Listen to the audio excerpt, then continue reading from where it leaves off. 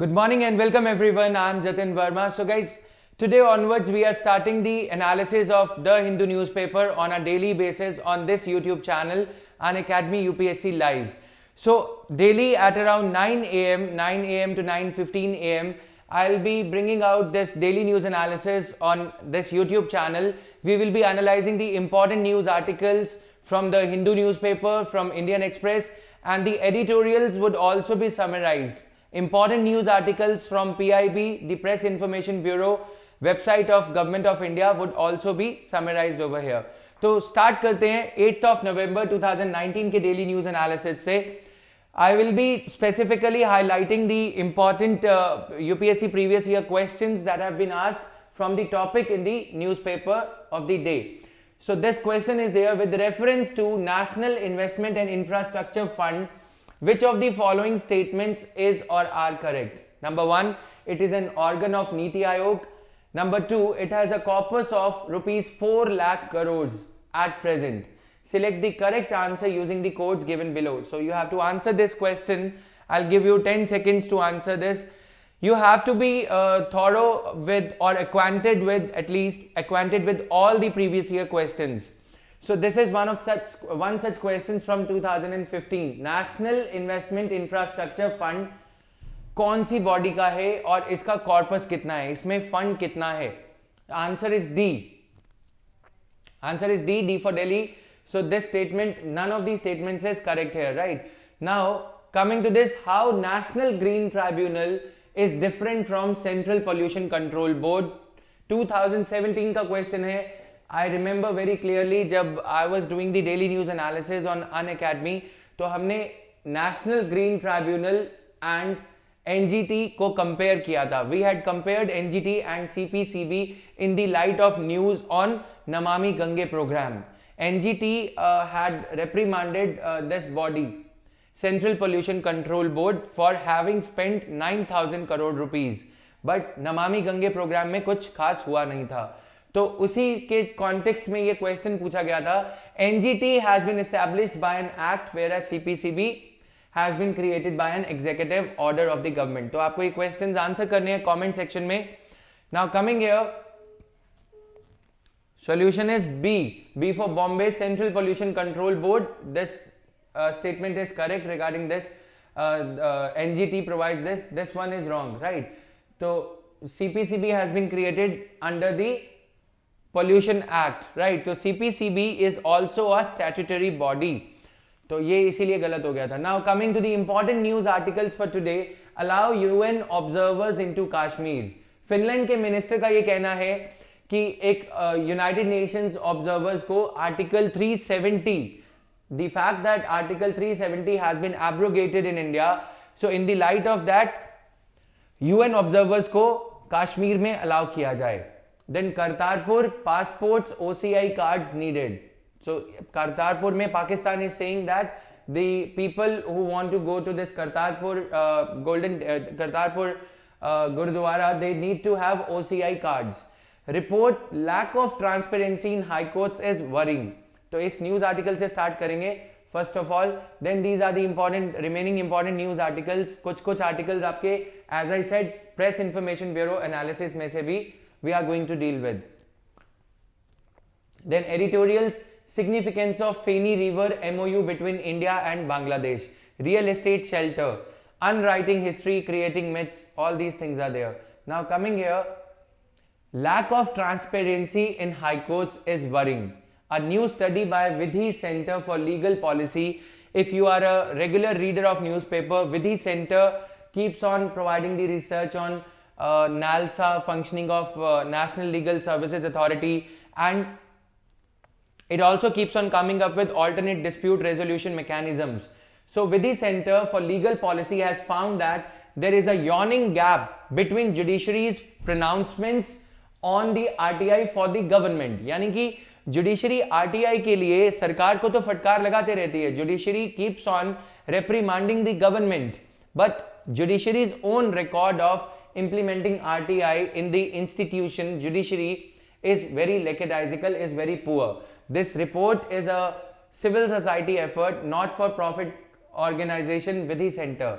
So study says the lack of good quality proactive disclosures by several high courts on their websites marks the failure of the high courts to discharge specific statutory obligations imposed under section 4 clause 1 subclause B of the Right to Information Act.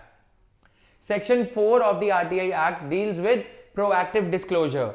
Section 4 ये कहता है कि बजाय इसके कि कोई citizen information demand करे, आपको खुद से अपनी वेबसाइट पे इंफॉर्मेशन को प्रोवाइड करना होगा. rather than somebody asking for the information through right to information application, the government institutions, the judicial institutions under RTI should themselves be proactively disclosing the information on their website. So section 4 government ने तो implement नहीं किया, लेकिन judicial high courts ने भी इस section 4 को अच्छे से इंप्लीमेंट नहीं किया है. In particular, the lack of transparency in financial matters of the high courts is very worrying. Most high courts do not proactively publish details about their budgets and expenditure. Most of the high courts are not proactively publishing the details. Even fewer high courts are willing to provide copies of their budgets and audit reports under the RTI Act. So they are not providing the copies of their budgets. High courts and Supreme Court of India, their expenditure is charged on the consolidated fund of India. That means Parliament does not have much control on what they are spending, how they are spending. On the top of it, even the citizens are not being granted, even the applicants under RTI are not being granted any control over it. So this is a worrisome phenomena. Why are we discussing this in detail? Because 2020 will be the 15th year of RTI Act 2005. Okay, so this is RTI Act 2005.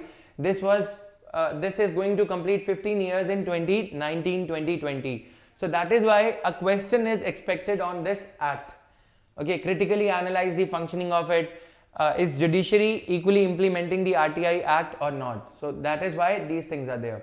Then there are illegal clauses. Despite the RTI Act being crystal clear on the limits of delegated legislation, several high courts have included patently illegal clauses for their own convenience in the RTI rules.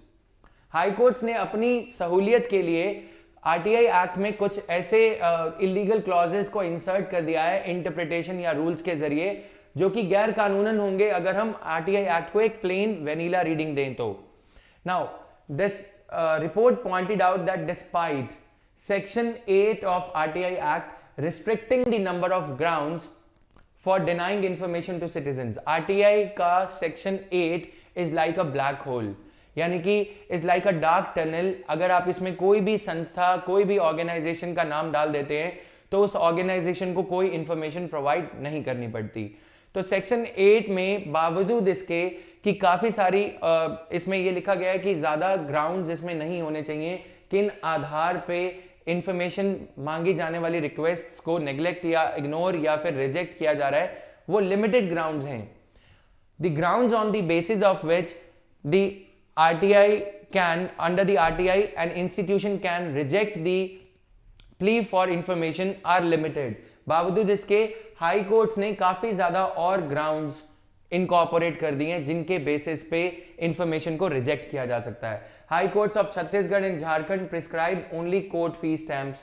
अब अगर हम पैसे के बात पे आए, convenience की बात करें कि कितना कन्वीनियंट है आरटीआई एप्लीकेशन को फाइल करना, तो ये बात निकल के आती है कि जो कोर्ट स्टैंप्स हैं, कोर्ट फी स्टैंप्स जो होती हैं, उनके जरिए फाइल यदि हम करने को कहते हैं तो यानी कि हमें पहले छत्तीसगढ़ के हाई कोर्ट में जाना होगा या किसी ऐसे पॉइंट ऑफ सेल पे जाना होगा जहां पे कि छत्तीसगढ़ हाई कोर्ट की कोर्ट फी स्टैंप्स मिल सकें. यानी कि अगर मैं न्यू दिल्ली में बैठ के आरटीआई एप्लीकेशन फाइल करना चाहूं तो मैं नहीं कर पाऊंगा. Why? Because Chhattisgarh court fee stamp मेरे पास नहीं है. Jharkhand court fee stamp I can not buy from Delhi. Why? Because these are not available in Delhi. So not only are the court fee stamps different in each state, they are usually available at fewer locations. So these are the ways which are being used by the high courts to deny the information, not directly but indirectly. कैसे ना कैसे करके information ना देनी पड़े, उसको inconvenient बनाया जा रहा है आरटीआई एक्ट में इंफॉर्मेशन लेने के प्रोसेस को. So this is there. Gujarat High Court does not mention any mode of payment which increases uncertainty for RTI applicants. It should be a matter of concern to see the judiciary lagging behind the center. Judiciary itself is lagging behind the center when it comes to implementation of RTI. On the one hand, we see that judiciary is asking the government about the information on Rafale deal, on demonetization, to disclose information on increasing fronts. If even UPSC has been asked by several high courts to disclose information, but high courts and judicial organs themselves are quite reluctant to disclose information about their administrative matters, right? So this is there. Now, Maharashtra tops in justice delivery. GS mains paper 2 के लिए this is relevant. Justice delivery. India Justice Report released by again a not-for-profit organization, Tata Trusts, in collaboration with Center for Social Justice, Common Cause and Commonwealth Human Rights Initiative. तो ये report ये कहती है, report brings to light key issues across 4 pillars. What are these 4 pillars? अगर हम justice delivery की बात करें तो police also performs an important role, judiciary also performs an important role, prisons, and then legal aid, legal help. The report looked at data indicators from the 4 pillars covering themes like number 1, infrastructure, human resources, diversity. Diversity means whether the gender, whether the women are equally represented or sufficiently represented in judiciary or not. Then whether the members of scheduled caste and scheduled tribes, they are equally represented or not. So Maharashtra has topped the list of 18 large to medium states in providing justice delivery. So policing, Tamil Nadu topped with a score of 6.49. Uttar Pradesh was at the bottom with a score of 2.98, whereas Bihar got 3.77. Judiciary, Tamil Nadu was on top with a score of 6.99. So legal aid में Kerala topped with a score of 6.58. Legal aid में आता है paralegal advisers, paralegal जो advocate जो practice नहीं कर रहे हैं, those people who are having a degree of law but they are not practicing, so those things are there, right? Now the report is based on publicly available data from different government entities on 4 pillars of justice delivery. Salient findings of report पे directly आते हैं. Even the best performing states scored less than 60% in their performance on capacity across the police, judiciary, prisons and legal aid. Salient findings, country has about 18,200 judges, sanctioned number of judges, but इसमें 23% sanctioned posts जो हैं vacant हैं. तो on one hand we are talking about Pradhan Mantri Pakoda Yojana, the opposition is criticizing the government on the front of unemployment. On the other hand, we are having vacancies in government, in railways, in judiciary as well. So if we see this state of affairs, this is like a judicial emergency going on in our country, because on one hand we are having so many vacancies, on the other hand we are having a lot of pending cases in the court. Women are poorly represented in these 4 pillars, constituting just 7%. That means women are poorly represented in all of these 4 pillars, right? That means police में women कम हैं, judiciary also the proportion of women is quite less, then in prisons also, and then in providing legal aid, paralegal aids, okay, तो उसमें भी women are not adequately represented. Then prisons are over occupied at around 114%, whereas 68% are under trials awaiting investigation, inquiry or trial. Regarding budgets, most states are not able to fully utilize the funds given to them by the center. Regarding the budgets, the states are not able to fully utilize the funds coming from centrally sponsored schemes in some arenas or central sector schemes when it comes to bringing about police reforms or implementing e-courts project. Likewise, the increase in spending on the police, prisons and judiciary does not keep pace with the overall increase in the state expenditure. Budget constraints, The report added that some pillars also remain affected by low budgets. For instance, India's per capita expenditure on free legal aid is 75 paisa per annum. India's per capita expenditure on free legal aid. That means the poor who are not able to afford the lawyers or legal services, then they are not being provided with free legal aid. Article 22. Then coming here, Bulbul likely to bring heavy rain to Odisha. The cyclonic storm, this awareness is needed. Bulbul over the east central Bay of Bengal. So this is the area we are talking about. This is the map of India, if you are able to see, right? So this Bulbul, cyclone has petered away. So may skip Odisha coast, but the state government has taken no chance and has kept its coastal districts prepared for the storm, which is likely to bring heavy rainfall. So that means disaster preparedness we are talking about. Okay, so this question becomes important, how these cyclones are named, why this name Bulbul and how it was given, right?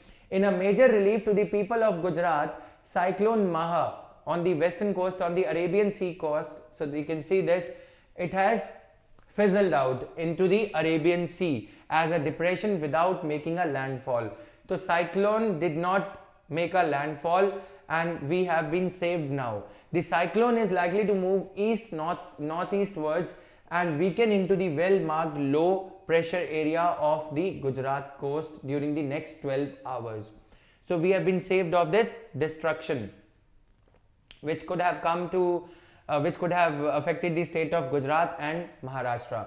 Now coming here, previous year question, the 2004 tsunami made people realize that mangroves can serve as a reliable safety hedge against coastal calamities. How do mangroves function as a safety hedge? How do mangroves, they function as a safety hedge against cyclones, against tsunami, right? So this is the question here. Mangrove swamps separate the human settlements from the sea by a wide zone in which people neither live nor venture out. So you can answer this question in the comment section provided here, so as to check your knowledge and understanding regarding mangroves, right? So this is there. Now allow UN observers into Kashmir. Finnish minister dismissing the members of European Parliament who visited Kashmir as lacking expertise. Finland minister is asking India to allow UN observers and Delhi-based diplomats of various countries to travel to Union Territory of Kashmir and assess the situation there. Finland currently holds the EU Council presidency. So the voice emanating from Finland becomes even more important in the light of the fact that Finland is holding the EU Council presidency. Now the questions that become important for us, what is the criteria for getting elected as the president of EU Council, European Union Council? European Union Council is composed of ministers or countries. How many members are there? This becomes important for your prelims preparation. Finland's foreign minister Pekka Haavisto held meetings in New Delhi with external affairs minister and finance minister, right? He had raised concerns over the situation in Jammu and Kashmir, including about human rights, freedom of speech and expression, internet ban, etc. So this is just a factual news. India has been denying. India says that we do not want the interference of any third country, be it USA or any other country or any organization, because this Kashmir issue, India says, is a bilateral issue between India and Pakistan. Now this is there. Observations made. Decision to revoke provisions of Article 370 that gave special status to Jammu and Kashmir was an internal issue and it should not be used against India. The recent terror attacks on civilians indicate that terrorism is not finished yet in Kashmir. So this is just for your factual awareness, right?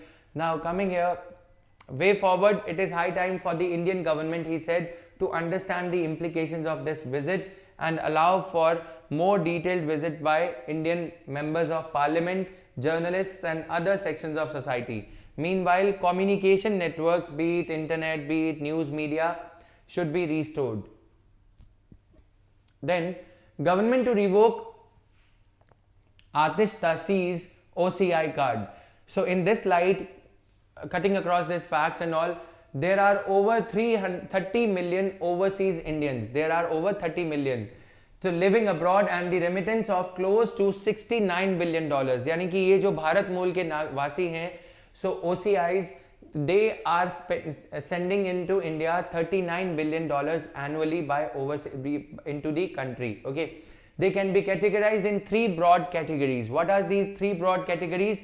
NRIs, PIOs and OCIs.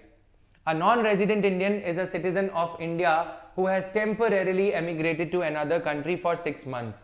PIOs and OCI card holders are not citizens but people who want to stay connected and involved with India more closely. Right, so this is there. PIO card was first implemented in 2002 as a benefit to foreign nationals who could establish at least a third generation tie to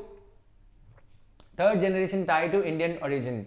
OCI card was implemented in 2005, carried more benefits than PIO card. OCI card scheme was brought about by the former Prime Minister Dr. Manmohan Singh, and it was more beneficial than the PIO card and is valid for the OCI card is valid for the holder's lifetime. These details are very important for prelims, right? So in 2015, the PIO scheme was withdrawn by the government of India and was merged with the OCI scheme. PIO scheme was withdrawn altogether in 2015.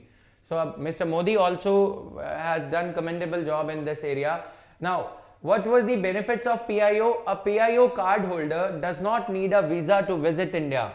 PIO card holder, ये पहले जो PIO scheme होती थी, now it has been merged.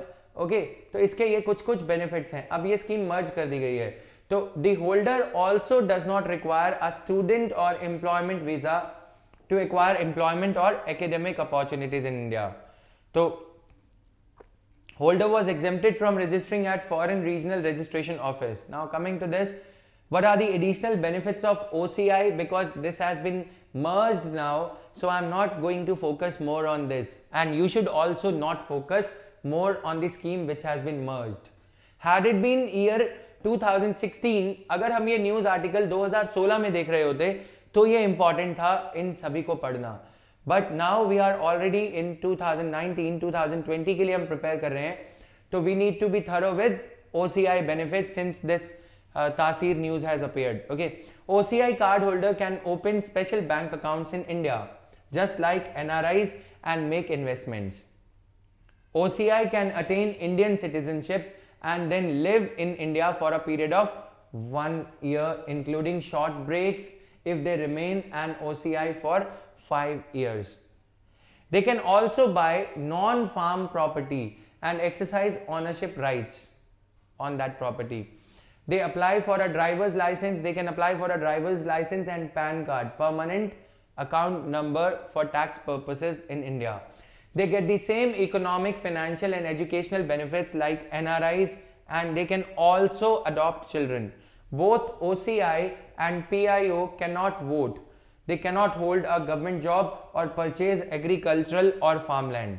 They also cannot run for public office or travel. They cannot contest the elections to MLA's position or any other such position, okay, or travel to restricted areas without permission. They cannot travel in an area near the nuclear power project or defense cantonment, etc. Now, Kerala on its way to achieve 100% internet penetration. Another report, Kerala's finance minister said that Kerala fiber optic network project pegged at rupees 1550 crores approximately would provide internet to every household. So this is the chart showing the internet subscriptions per 100 population as per for major TRAI service areas. Delhi, so you can see this data, right? You can make some sense out of this data. For 20 lakh BPL households, the Kerala's program will be free. This project is slated for completion by December 2020. However, going by data in a recent report by the Internet and Mobile Association of India, Kerala is already halfway to its goal of 100% internet coverage. Right, so this is there. According to the report titled India Internet 2019, the state's internet penetration rate is the second highest in the country. Kerala is leading all the way, right? So this is their better urban services. Kerala stands fourth among all the telecom service areas in terms of internet subscriptions per 100 population, behind Delhi, Punjab and Himachal Pradesh. In urban areas, it does better. It ranks second behind Himachal Pradesh in urban areas, right? So Kerala has about 70 internet subscriptions per 100 population. So why this is relevant? So if you are writing some answer on internet penetration in India, you can cite these things. Briefly, you can cite these things, but you need not mug up these facts because nobody is going to ask state specific things in the Union Public Service Commission exam, right? So there is no chance of these things being asked in the exam. Now, government mulling changes to laws to address inter-regulatory issues. Finance Minister held a review meeting with Financial Stability and Development Council. Financial Stability and Development Council was brought about in the year 2012, right? So during which she discussed the state of the economy in detail. Council reviewed the current global and domestic macroeconomic situation and financial stability and vulnerability issues, including those concerning non-banking financial companies. We all know that these non-banking financial companies are going through a liquidity crunch, so that's why their role was discussed, and credit rating agencies, okay, including the issues concerning the credit rating agencies, CRISIL, etc. The governor of RBI said the government was looking into making specific legislative amendments to address the inter-regulatory issues, including the multi-state cooperative societies. So regulators, inter-regulatory disputes that are there, the issues that are there. Suppose if SEBI is regulating one area of the market, from where the jurisdiction of RBI starts and from where the jurisdiction of another body IRDAI starts, Insurance Regulatory Development Authority of India. So these inter-regulatory disputes, they sometimes leads to the chink in the regulation also. These gaps in the regulation are exploited by the people, and then we see the scams like chit fund scam, Sarda chit fund scam, etc. Right. So the current state of NBFCs was discussed, and there were many NBFCs that were performing well. NBFCs are doing well. Now, RBI was monitoring the top 50 NBFCs, which represented roughly 75% of the asset size of NBFC sector, and held the regular interactions with them. So RBI was monitoring. As we have seen in the past few days, that RBI has created a special window, a special mechanism for these NBFCs to borrow money from banks, because banks have lent the money to non-banking financial companies for, let's say, 5 years, but NBFCs have lent the money that they had for 5 years, that they had borrowed for 5 years, for 7 long years. So there is a gap of time. Money, NBFC would be recovering that money after 7 years, but NBFC needs to pay that money to SBI or any other bank after 5 years. So this liquidity crunch, the cash crunch that they are facing, to resolve this, RBI has created a special window asking the banks to lend the money to fund this liquidity crunch for non-banking financial companies. Previous year question: with reference to the governance of public sector banking in India, consider the following statements. Capital infusion into public sector banks by the Government of India has steadily increased in the last decade. To put public sector banks in order, the merger of associate banks with the parent State Bank of India has been brought about. So which of the statements given above is or are correct? So as you can see here, nowhere the government or UPSC is asking you the factual information. They are checking whether you are regularly reading the newspaper or not. They are not asking about facts in these statements, right? So you have to prepare accordingly. Now, PIB news: Indonesian Navy bilateral maritime exercise Samudra Shakti progresses in Bay of Bengal. GS Mains Paper 3. So this is a factual news. I would make sure that we are covering the factual news from PIB as well. Even if at times you would feel that this analysis is way too lengthy and it is too time consuming. But rest assured, my dear friends, we would be covering important news articles from not just the Hindu but also from PIB and Indian Express. Wherever relevant news article would be there, you guys would be saved of the pain of going through PIB every day. Factual news we will be covering here itself. Now, INS Kamorta, an anti-submarine warfare corvette, is jointly exercising with Indonesian warship KRI Usman Harun, a multi-role corvette, in the Bay of Bengal as a part of ongoing Indian Navy and Indonesian Navy bilateral exercise Samudra Shakti. So you have to memorize the name. Samudra Shakti is a naval exercise between India and Indonesia. The joint exercises include maneuvers, surface warfare exercises, air defense exercises, then weapon firing drills, helicopter operations, and your boarding operations.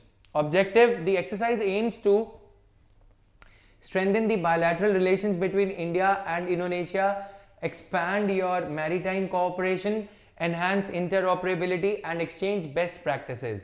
The strategic partnership between both the two nations was elevated to comprehensive strategic partnership during the visit of Prime Minister Mr. Modi to Indonesia in May 2018. Comprehensive strategic partnership between India and Indonesia here. So this is there. China hints at cancelling US tariffs. China and United States have agreed to cancel in phases the tariffs imposed during their months-long trade war. So protectionism is on its way out now, if this is any indication to go by. Phase 1 trade deal, this is just your what is needed, just awareness is needed, okay, nothing else. Now coming here, Punjab Assembly passes the bill on Chief Minister Amrinder's advisors. Because we have been witnessing this crisis in the Punjab politics after the resignation of Mr. Navjot Singh Sidhu. He had some aspirations to become the Chief Minister of Punjab and he ultimately resigned from the Congress, right? All 6 of the MLAs, Congress MLAs, in order to pacify these rebel MLAs, as we have seen in Karnataka politics as well, some of the MLAs, 13 MLAs from Congress had resigned. So as to avoid this thing in Punjab, Punjab Chief Minister had appointed 6 MLAs as his advisors. Some of these MLAs were given the rank of Cabinet Minister in Punjab. This is a trick to pacify. Now this is okay. There is a bill. There is a act called Office of Profit Act. This act states that if you are conferring beyond 15% of the limit, 91st Amendment Act 2003 brought about a ceiling on the number of ministers. If 100 MLAs are there in a legislative assembly, only 15%, that means only 15 members of legislative assembly belonging to coalition of the political parties or the political party ruling in the state could be appointed as the ministers.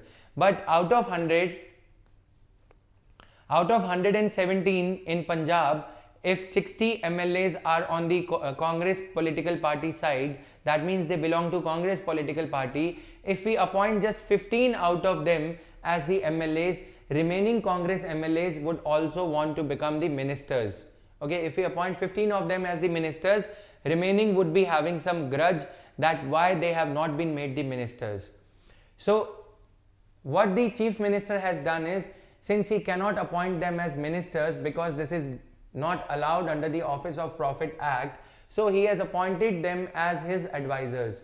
That means they are given the same status as that of a cabinet minister, only the name minister, only the this specific designation minister is not being used for them, so that they can enjoy the same perks and facilities, bungalow or VIP security, Z plus security, etc. They would enjoy all that status, the glamour that comes with the position of a minister.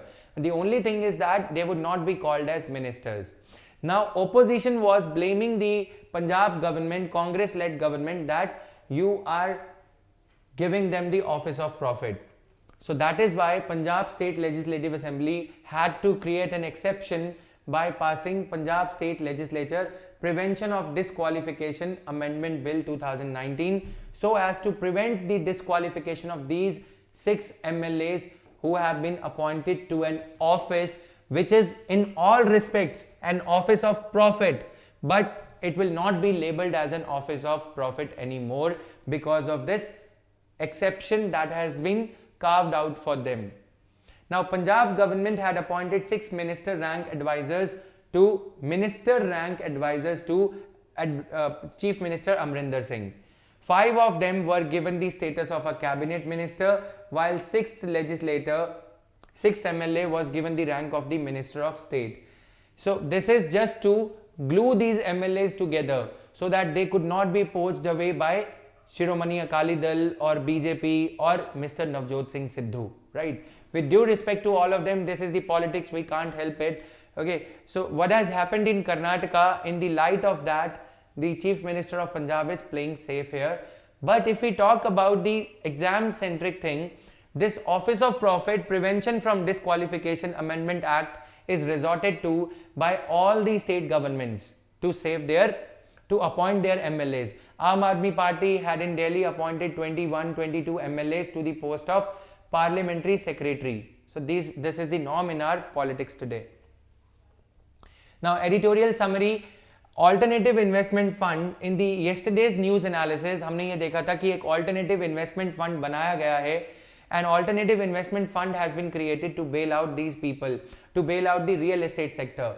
If GMR has invested in a GMR project in Noida in the low cost housing for middle income group, okay, if GMR has invested some money in that, but if GMR is now not able to complete this project, there are around 1700 such projects by GMR, by L&T which are stuck because of lack of funds.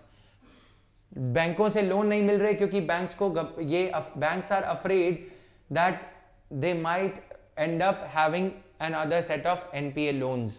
अगर real estate sector को, construction sector को revive किया जाए तो construction sector का एक ripple effect होता है. इट इज कॉल्ड लाइक, अगर सिर्फ कंस्ट्रक्शन सेक्टर को कोई बेल आउट पैकेज दिया जाए 25,000 करोड़ रुपए का, जैसे ये ऑल्टरनेटिव इन्वेस्टमेंट फंड बनाया गया है, तो इसका फायदा ये होगा कि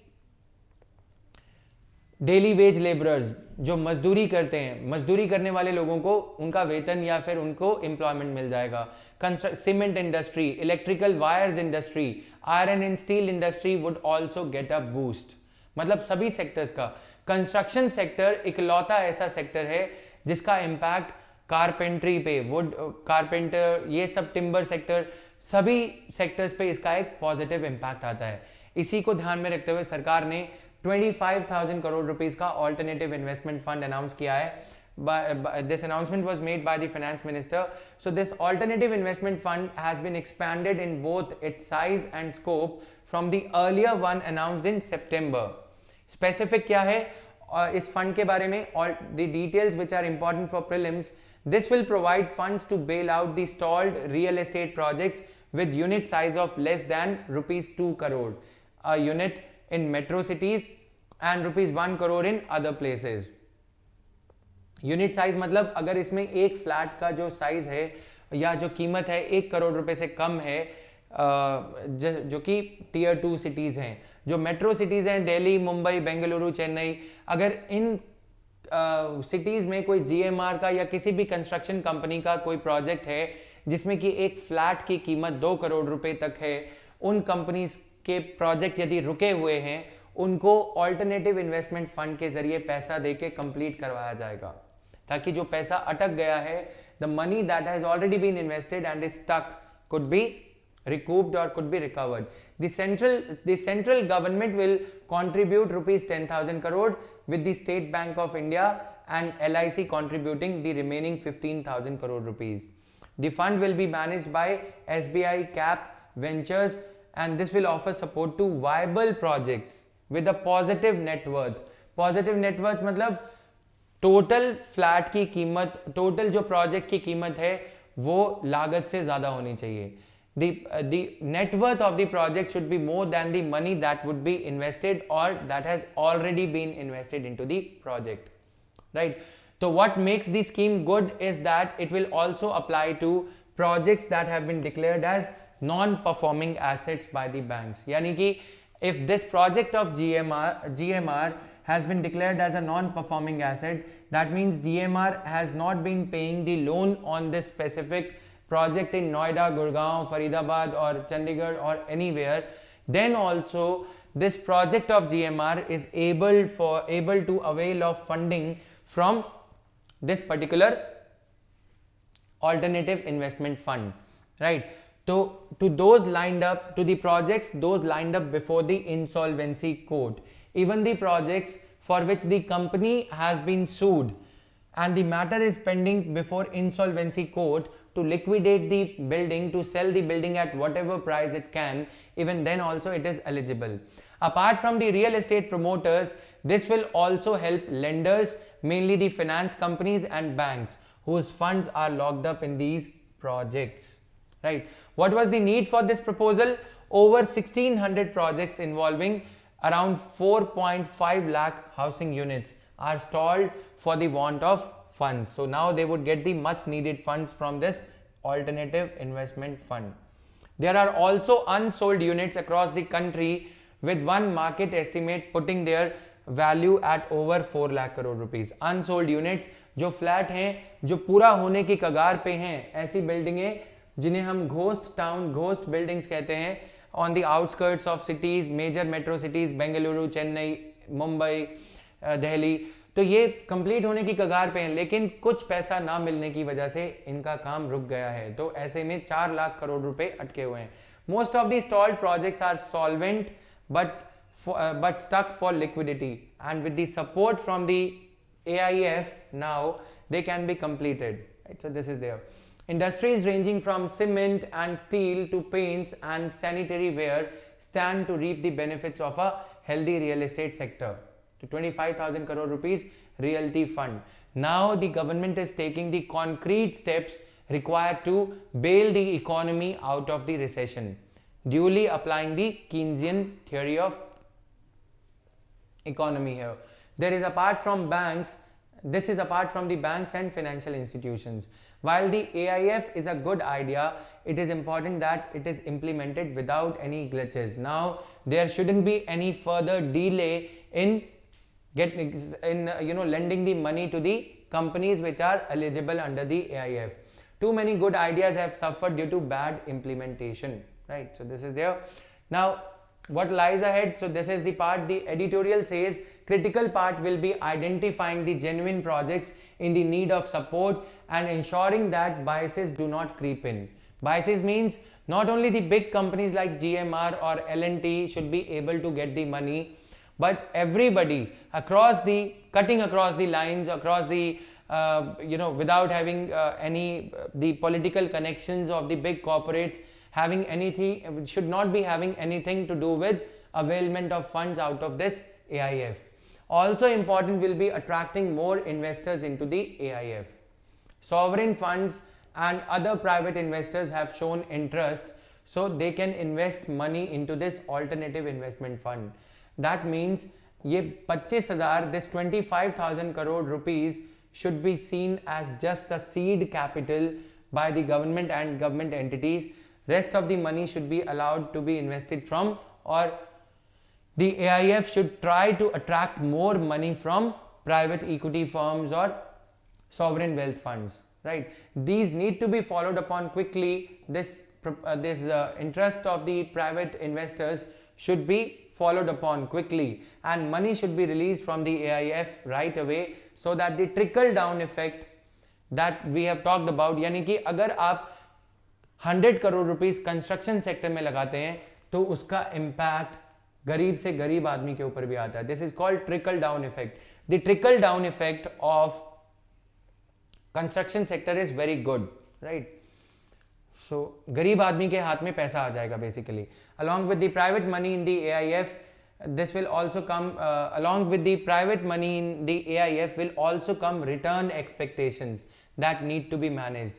यानी कि अगर ये private investors AIF में पैसा लगाएंगे तो they will expect some return.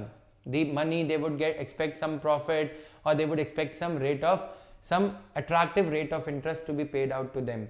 The government, through its latest move of AIF and the RBI with successive rate cuts and liquidity infusion, have set the stage. Now the real estate industry has to contribute its part. So this is there. Now related facts, category 1 AIF क्या होता है? This AIF that has been created is category 2 AIF. Category 2 AIF, these funds are allowed to invest anywhere in any combination but cannot take debts except for day-to-day operation purposes. These include private equity funds and debt funds. Category 3 AIF, funds that make short-term investments and then sell, like the hedge funds, come under this. Right? Category 1 AIF, venture capital funds including angel funds, SME, small and medium enterprises funds, social venture funds, infrastructure funds, ये category 1 में आते हैं. Category 3 में, as we have studied. So this is important for your prelims, because if you see these questions, the factual questions in last few years, they are asking you the minute details out of the important news articles like these one. Okay, so this was all in today's daily news analysis. How did you find it? How was it? So you can cite the feedback in the comment section. You can give your feedback. So we'll be coming with the daily news analysis every day. I'll be doing the daily The Hindu news analysis on this Unacademy YouTube channel. You can subscribe to this channel so that you daily get the alerts between 9 a.m. to 9:30 a.m. every day. You can find here this daily news analysis by me, Jatin Verma. Thank you guys. Bye-bye.